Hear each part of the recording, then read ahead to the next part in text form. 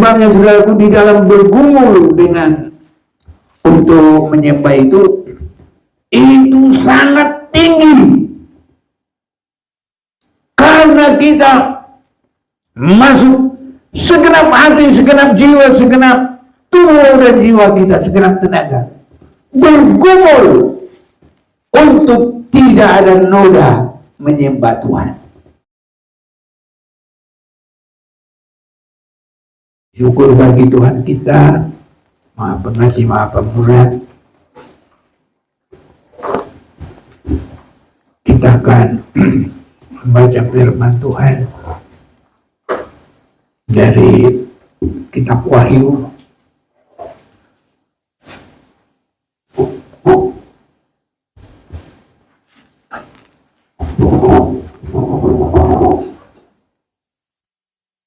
pasal yang ke-22 ayat yang ketiga.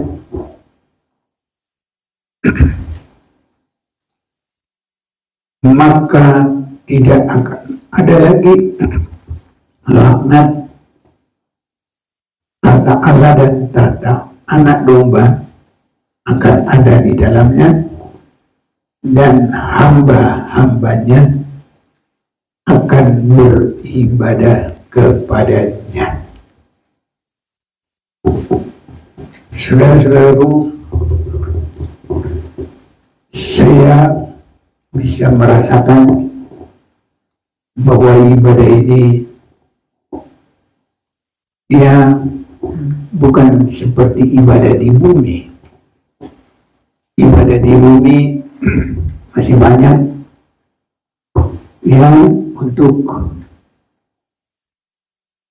kita dilengkapi pada kebutuhan untuk hidup di dunia, hidup di bumi, dan keberadaan kita juga masih di bumi ini masih banyak kekurangan.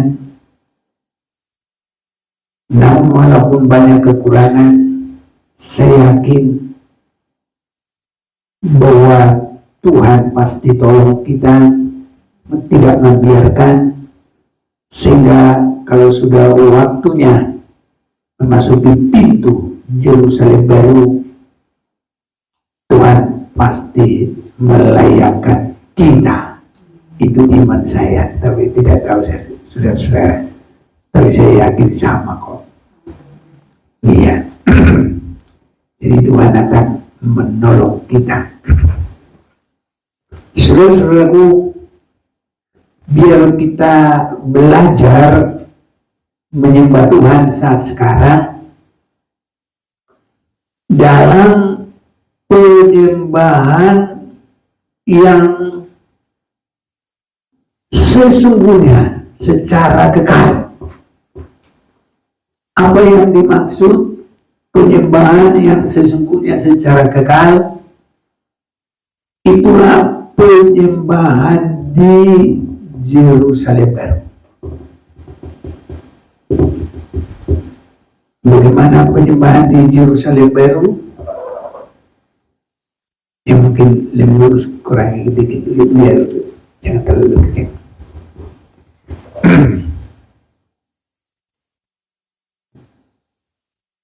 Haleluya. Ya, cukup. Nah, penyembahan di Yerusalem baru itu dimulai hidup di dalam segala kekudusan. Kekudusan oleh darah Yesus, kekudusan oleh pimpinan Roh Kudus, kekudusan oleh firman Tuhan, termasuk kekudusan dalam koreksi 7 jemaat dalam kitab Wahyu. Jadi penyembahan yang sudah menang dalam itu semua, itulah nanti ibadah di Yerusalem baru ini. Sebabnya saudara-saudaraku, penyembahan ini di atas semua ibadah ini. Tapi banyak orang kalau penyembahan malas, tidak suka.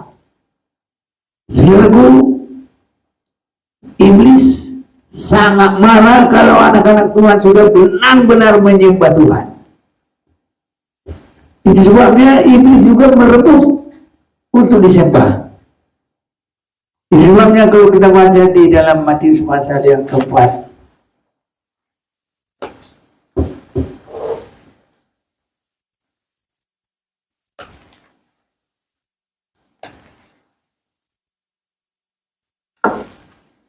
Matius pasal yang keempat ayat yang kelima, kemudian iblis membawanya ke kota suci dan menempatkan dia di lingkungan bait Allah.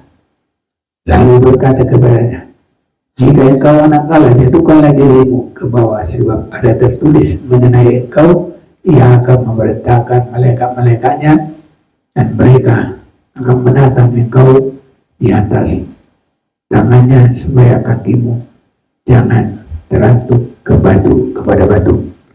Yesus berkata kepadanya, ada pula tertulis, janganlah engkau mencobai Tuhan Allahmu. Dan iblis membawanya pula ke atas gunung yang sangat tinggi dan memperlihatkan kepadanya semua kerajaan dunia dengan kemegahannya. Ini kita akan perhatikan lebih nyata. Dan berkata kepadanya, semua itu akan kuberikan kepadamu jika engkau sujud menyembah aku. Ini, saudara-saudaraku, direbut juga oleh iblis karena dia ingin menyamakan diri dengan yang maha kuasa. Jadi dia juga ingin disembah. Itu terserah dia lah itu, tapi yang kita, supaya kita menjadi penyembah Tuhan. Dan saudaraku, untuk kita menyembah Tuhan berbeda. Kalau iblis supaya dia disembah, dia, saudara-saudaraku, memberi, ya boleh kita katakan menghadiahkanlah, contohnya begitulah ya, aku akan memberikan semua. Jadi penyembahan kita kepada Tuhan justru jangan ada motivasi itu, apapun itu di tingkat sebelumnya, yakin percaya kepada Tuhan, cari kerajaan surga, semua sudah ditembakkan kepada kita. Jadi kalau menyembah jangan ada lagi nanti delitnya itu untuk motivasi apapun. Menyembah harus penyembahan benar, sehingga kalau ke Yerusalem baru ini itu sudah tidak masuk 8 dalam Wahyu 21, tapi orang-orang penakut, orang-orang yang tidak percaya, orang-orang keji, orang-orang pembunuh, orang-orang sundal, tukang-tukang sihir, penyembah-penyembah berhala, semua pendusta, mereka mana sambungannya? Oh ya, di sini akan mendapat bagian mereka di dalam lautan yang menyala-nyala oleh api dan bara. Inilah kematian yang kedua. Ada 3 ayat koreksi dalam 2 pasal ini biar kita semakin meningkat di dalam pengajaran, saudaraku. Pasal 21 ayat 27. Tapi tidak akan masuk ke dalamnya semua yang najis, atau orang yang melakukan kekejian atau dusta, tapi hanya mereka yang namanya tertulis di dalam kitab kehidupan anak domba. Dan sebenarnya satu lagi, walaupun ini ayat 15, sedang yang kita baca tadi ayat 3, tapi dari 2 ayat yang sama ini juga adalah koreksi juga sebelum masuk Yerusalem baru, yaitu pasal 22 ayat 8. Dan aku Yohanes, akulah yang telah mendengar, ayat 15.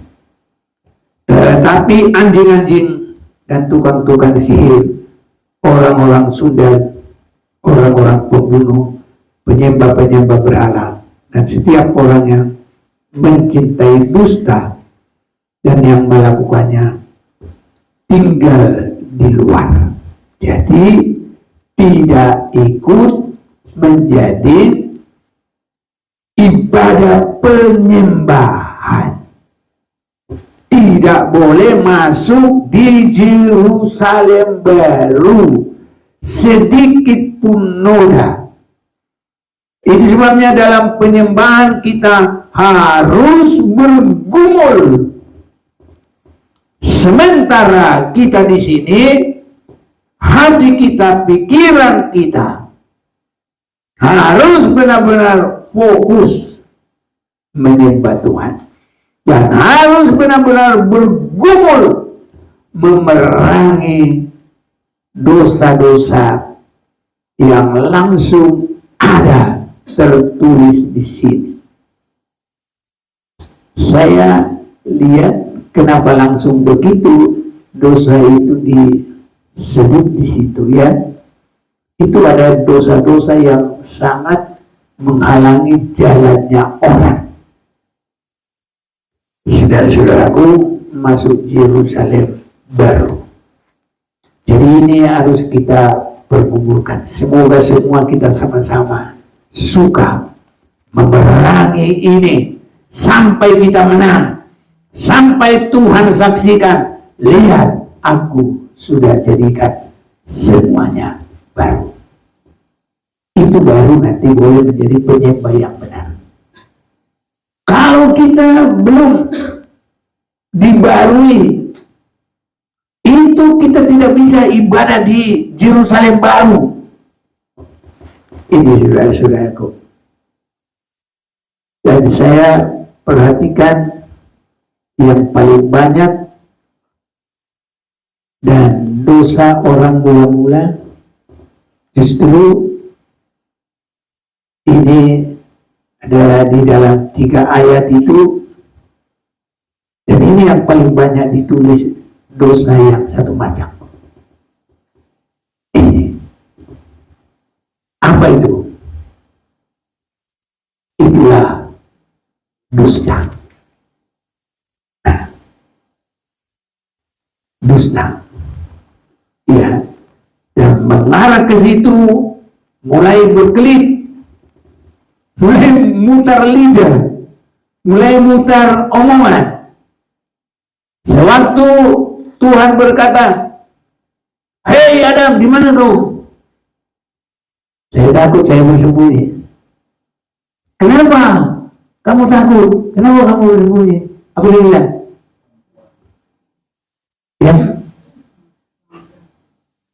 Ya, aku telanjang. Mengapa kamu begitu? Apa dia bilang? Apakah engkau makan buah pohon yang sudah dilarang? Dia tidak langsung mengaku nggak ada, tapi mulai dia berkelit, ya, berkelit. Mulai dia menyalahkan orang, dan itu adalah sebagai dasar dusta. Kalau sudah mulai berkelit, mengalihkan orang lain, itu udah dasarnya itu dusta. Ya, jadi saya lihat dusta itu, saudara-saudaraku, adalah awal juga arahnya dosa. Dosa mulai mengalihkan kepada kesalahan orang lain, dan juga benar-benar tidak mau ngaku. Nah, itu tidak mau ngaku berarti apa namanya? Bohong. Bohong apa dusta? Sama ya? Sama aja lah. Ya. Jadi makanya saya lihat ini, saudara, Sebabnya kalau Daud itu memang dia bersalah, tapi dia nggak ada dusta sedikit pun di mulutnya. Langsung dia mengaku. Haleluya, saudaraku. Ya. Coba kita lihat ya. Dalam ayat 8 ada nggak dusta? Coba cari. Ada ya. Nah, pasal 21 ayat 27 ada nggak dusta? Ada nggak? Yang sama itu diulang. Pasal 22 ayat yang ke-15 ada enggak? Justru di sini lebih ditekankan lagi. Orang-orang Sunda, orang-orang pembunuh, penyembah-penyembah berhala, setiap orang yang mencintai dusta. Jadi bukan hanya berdusta lagi, tapi sudah mencintai dusta. Semoga kita jangankan mencintai, berdusta saja juga jangan, saudaraku. Haleluya. Jadi kalau saya lihat dusta, berbuat dusta, mencintai dusta, itu saya baca dalam 3 ayat ini. Ini saudara-saudaraku. Jadi dusta itu sudah benar-benar, kalau sudah mencintai itu ya bagaimana lah. Sering kalau cerita-cerita muda-mudi, kalau ada orang cinta tidak disampaikan, ada yang bisa bunuh diri, tapi bukan anak Tuhan. Anak Tuhan tidak boleh. Anak Tuhan tidak boleh putus asa. Anak Tuhan tidak boleh sampai begitu, saudara-saudaraku. Paling kita berdoa, berserah kepada Tuhan, minta tolong kepada Tuhan. Amin. Nah, ini saudara-saudaraku. Jadi kalau mencintai itu sangat begitu, saudaraku. Berkorban juga demi yang dicintai. Banyak orang yang mau demi kekasihnya. Banyak orang berkorban. Dan kita juga mengasihi sesama.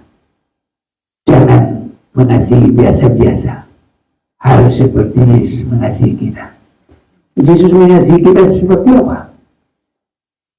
Yesus mengasihi kita seperti apa?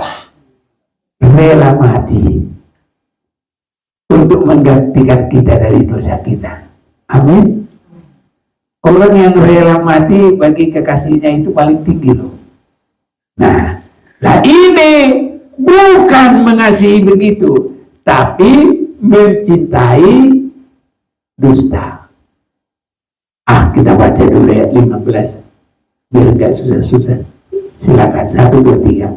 Tetapi anjing-anjing dan tukang sihir, orang-orang Sunda, orang-orang pembunuh, penyembah-penyembah berhala, dan setiap orang yang mencintai dusta dan yang melakukannya tinggal di luar. Iya, saudara-saudaraku, mari berkumpul. Tidak bisa menyembah dengan benar kalau ada cinta akan dusta, berdusta, dan melakukan dusta. Jadi ada 3 tingkat. Ya, berdusta sebenarnya udah sama ya. Dusta ya, baru melakukan dusta, baru mencintai dusta. Itu tingkatannya. Dan yang melakukannya sama, tapi ya hampir begitulah saya perhatikan. Ini saudara-saudaraku. Jadi dusta itu rupanya punya tingkatan juga. Ini saudara-saudara. Jadi kalau kita ya mau penyembahan, periksa semua dosa ini tidak bisa membawa kita kepada penyembahan di Yerusalem baru sedikit pun. Sebabnya saudaraku, di dalam bergumul dengan untuk menyembah itu sangat tinggi, karena kita masuk segenap hati, segenap jiwa, segenap tubuh dan jiwa kita, segenap tenaga bergumul untuk tidak ada noda menyembah Tuhan. Nah, jadi itu enggak cukup begini, itu bagus. bagus, ya bertepuk-tepuk. Tapi kadang-kadang di situ dengan segenap hati belum tentu bisa, dengan segenap jiwa. Jadi di dalam bergumul menyembah inilah kita koreksi semua kekurangan, semua perjalanan sambil apa namanya itu, flashback lah kira-kira gitu lah ya bahasa sekarang. Semua perjalanan kita dikoreksi, baru kita perdamaikan dengan darah Yesus. Itu semuanya, saudara-saudaraku, banyak orang yang tidak suka dalam penyembahan. Nah ini apa saya itu ada di sana. Jadi kalau penyembahan itu masuk dalam ruangan Maha Kudus itu, saudaraku. Ya, disitulah tingkatannya. Jadi semakin kita mengerti, harus ibadah kita yang paling tinggi adalah menyembah. Amin, saudara. Semoga kita semua menjadikan penyembahan itu yang paling kita sukai.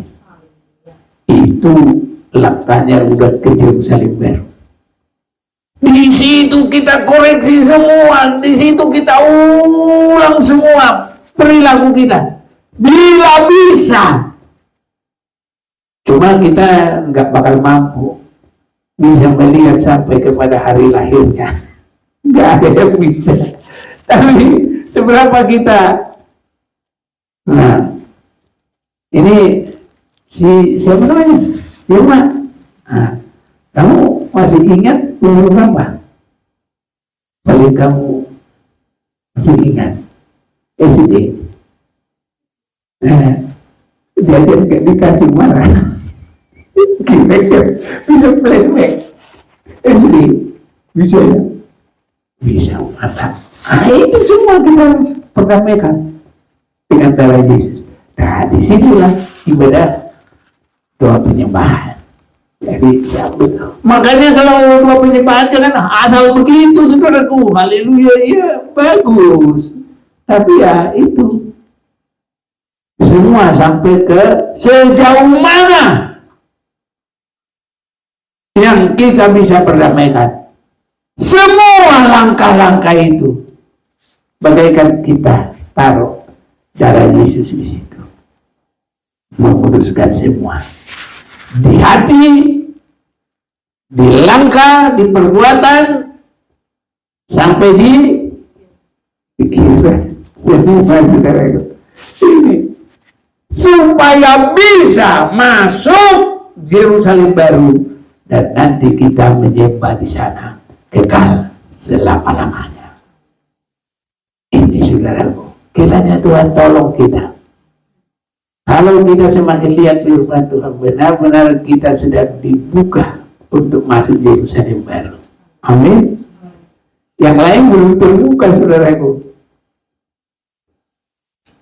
Saya senang kemarin, ya, rupanya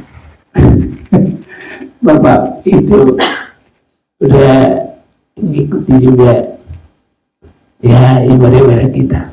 Tanya juga ibadah Rabu itu apa itu, Pak? Ya saya sudah bikin itu semi sekolah kitab itu, tapi umum juga saya bilang. Jadi dia juga sudah mengakui pada umumnya semua belum melihat ini, Pak, kata dia. Lihat apa?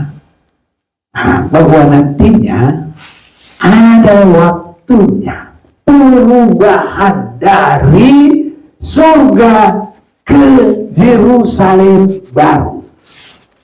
Haleluya. Bisa menangkap apa yang saya katakan? Sekarang yang masih banyak pendeta besar ke surga, ke surga, ke surga.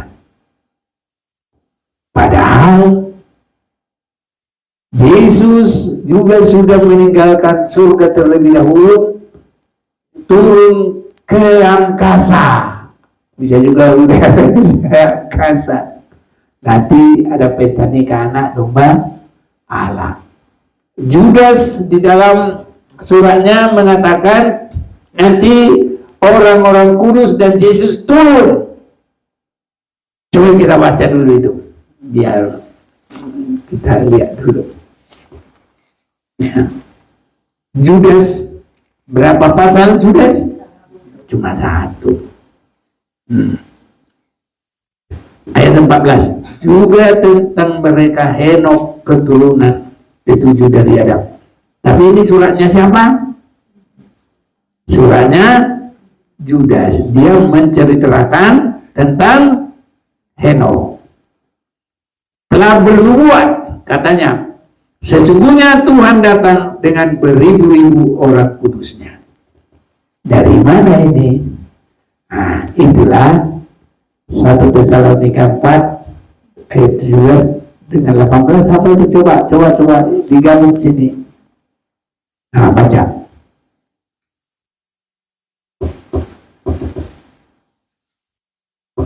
1 Tesalonika 4 ayat 16-17. Sebab pada waktu tanda diberi, yaitu pada waktu pemuluh malaikat berseru dan sangkakala Allah berbunyi, maka Tuhan sendiri akan turun dari surga dan Yesus, ya, Tuhan Yesus turun dari surga, ya. Terus dan mereka yang mati dalam Kristus akan lebih dahulu bangkit. Sesudah itu, kita yang hidup, yang masih tinggal, akan diangkat bersama-sama dengan mereka dalam awan menyongsong Tuhan di angkasa. terus. Demikianlah kita akan selama-lamanya bersama-sama dengan Tuhan. Amin. Amin. Bersama-sama dengan Tuhan selama-lamanya. Jadi sama turun, sama naik, dan sama kekal. Sama turun, ini yang dinubuatkan oleh Henok, ditulis oleh Judas. Harus coba dong ngerti. Nangkap. Haleluya. Roh Kudus tolong kita kan. Amin. Jadi ini turun. Kemana turun? Wahyu 20 terjadi kerajaan 1000 tahun. Habis itu di dalam Wahyu 20 itu juga nanti iblis disiram pakai api. Nah, dan anak-anak Tuhan naik bersama Yesus tidak kembali ke surga, ke Yerusalem baru, tempat Allah dan manusia. Begitu dalam Wahyu pasal 21 ayat 2. Coba baca dulu. 21 ayat 2. Dan aku melihat kota yang kudus, Yerusalem yang baru, turun dari surga dari Allah, yang berhias bagaikan pengantin perempuan yang berdandan untuk suaminya. Lalu aku mendengar suara yang nyaring dari tahta itu berkata, lihatlah, kemah Allah ada di tengah-tengah manusia, dan ia akan diam bersama-sama dengan mereka. Mereka akan menjadi umatnya, dan ia akan menjadi Allah mereka. Jadi Yesus tidak akan membawa kemana-mana. Saya yakin Dia akan bawa kita ke Yerusalem baru. Ini. Jadi biar Tuhan berkati semua dunia ini. Ya, harus satu pengertian. Ini nggak boleh dikurang, nggak boleh ditambah. Kita juga bukan rubah-rubah. Tapi bersyukur kalau kita mulai bisa lebih cepat menggumulinya. Ibarat kita orang aja, kalau ini bagian orang-orang yang suka bertanding, kalau dari start juga, itu luar biasa itu. Cuma nanti ya bisa diskualifikasi. Tapi kita sudah bisa duluan, haleluya. Makanya saya senang juga mulai banyak nanti orang melihat ini. Ya. Tapi kalau saya belum pernah aku dengar dari orang.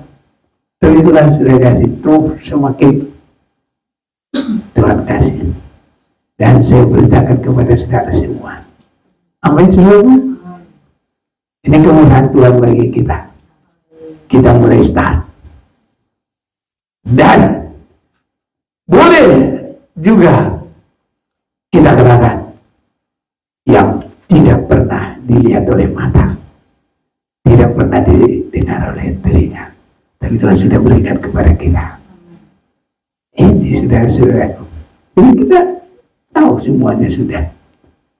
Nah, nanti kalau kita lihat mulai dari Wahyu pasal 1 terus, nah nanti pasal 12 ada perang di surga. Kaget tuh nggak saya bilang ada perang di surga? Hah? Mungkin nggak? Percaya nggak ada perang di surga? Nggak? Percaya ya? Dari mana percaya? Jangan dari aku loh. Hah? Iya, karena ada dalam firman Tuhan. Ada perang kan? Baca. Iya. Maka timbullah peperangan di surga. Mikael dan malaikat-malaikatnya berperang melawan naga itu, dan naga itu dibantu oleh malaikat-malaikatnya. Tetapi mereka tidak dapat bertahan, mereka tidak mendapat tempat lagi di surga. Ya. Saya yakini Wahyu 21 itu Yerusalem turun dari surga. Surga yang mana? Sewaktu ada peperangan di sana, ada zonanya iblis, ada zonanya Mikael, ada zonanya Allah bertata. Mana yang tidak dicemarkan oleh iblis itu, itulah yang turun. Yang dicemarkan itu terpisah. Ini, saudaraku, saya yakin. Gak tahu kalau saudara bisa nggak meyakini. Dari mana saya punya keyakinan? Allah tidak mau yang dicemarkan, karena Dia Maha Kudus. Makanya Yerusalem baru tidak ada sedikit pun noda saja tidak ada. Haleluya. Noda itu kan bekas. Amin. Iya. Apa ini? Ini bekas. Kalau orang Batak deban. Tahu deban? Siri itu kan langsung lengket itu. Nah, ada lengketnya itu siri. Ini saudara. Jadi ke Yerusalem baru noda pun nggak boleh. Haleluya. Nah, jadi kalau kita lihat Yerusalem turun dari surga. Bukan semua surga itu lengkap. Jadi ibaratnya surga itu ada pecahannya. Kalau bahasa Inggris apa ya? Split ya.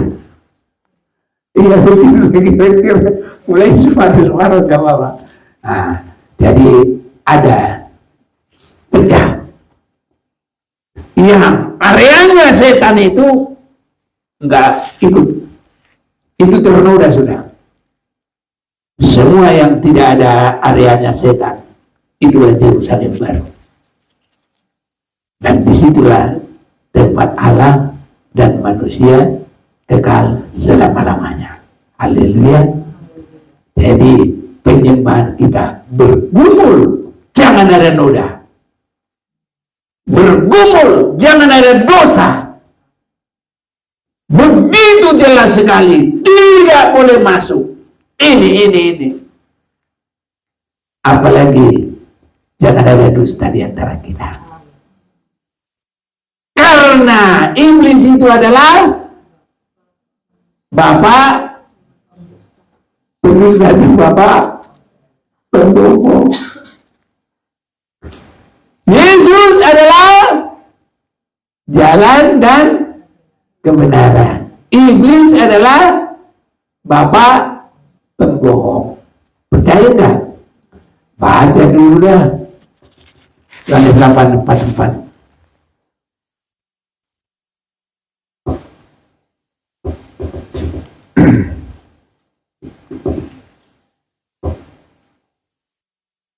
8 ayat 44. Ya. Iblislah yang menjadi bapamu dan kamu ingin melakukan keinginan-keinginan bapamu. Dia adalah pembunuh manusia sejak semula dan tidak hidup dalam kebenaran. Sebab di dalam dia tidak ada kebenaran. Apabila ia berkata dusta, ia berkata atas kehendaknya sendiri. Sebab ia adalah pendusta dan bapa segala dusta. Iya. Jadi dusta itu juga nanti ada identiknya kepada tidak ada kasih, pembohong. Karena kenapa dia bohong? Karena dia mau berkelit, nggak mau benar, nggak mau jujur. Itu artinya nggak ada kasih. Jadi pembohong itu memang nggak punya kasih.